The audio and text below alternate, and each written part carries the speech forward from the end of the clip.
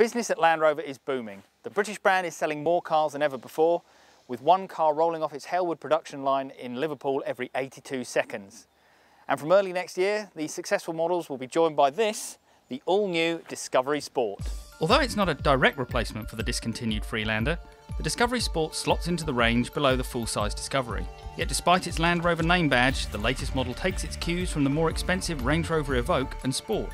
This stylish approach continues inside, where you'll discover slick, Range Rover-inspired design and high-grade materials, and you also get a versatile 7-seat layout.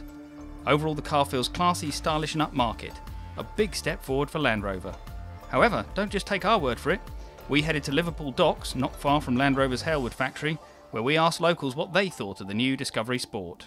I like it very much. I think it's great. It looks very streamlined. I like the way you can go pretty much anywhere in it, but it's got kind of like the luxury of like your nice BMW kind of sports car kind of thing, you know? Yeah, it's a really, really nice car. I think certainly it's got the space that sort of a family of our growing size would certainly benefit from. Keep the kids quiet in the back as well, which would be quite nice. It's lovely. It's really nice. stylish. Classy, actually. Yeah. I love the seats, the interior, really nice.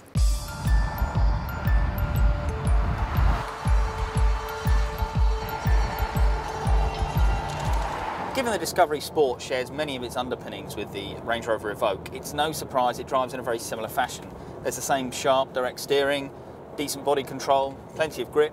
In fact, it feels very composed and agile for a 4x4 on the road. Under the bonnet is the familiar 2.2 litre diesel engine from the outgoing Freelander. It's not the most refined unit in the world, but Land Rover have now mated it to the 9-speed gearbox that made its debut in the Evoque last year. As a result, it feels quite eager, but it's not the most refined. There's a bit of diesel clatter when you extend it. However, Land Rover have done a good job of isolating it when you're sort of cruising on the motorway, so it's not too bad, but it's probably best to hold out for the new Ingenium engines, which are due to debut in the car middle of 2015. There's more to the Discovery name than just a new badge, because like its big brother, the Discovery Sport has a third row of seats. Now, Land Rover call it a 5+2 layout. Access to the third row is a little cramped, but once you're there's enough space for adults on short journeys. The Discovery feel extends to the rest of the interior as well. You know, there's lots of good quality materials.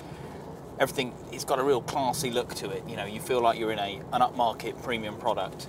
There are little letdowns. The infotainment screen, for instance, is the same as on the Evoque, and it's starting to feel a little bit old-fashioned. But other than that, it feels very upmarket. So, the Discovery is more stylish, sharper to drive, more refined and practical than the old Freelander. But what's it like off-road?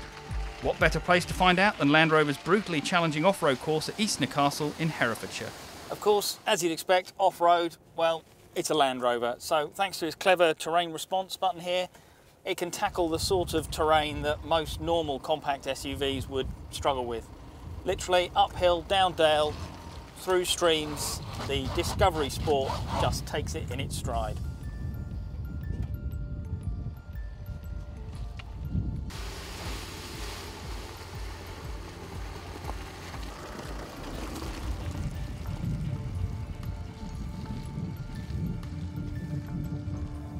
So, has Land Rover got another winner on its hands?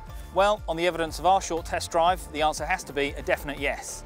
But we'll have to wait until early next year when we can put it head-to-head with its direct rivals before we deliver our definitive verdict.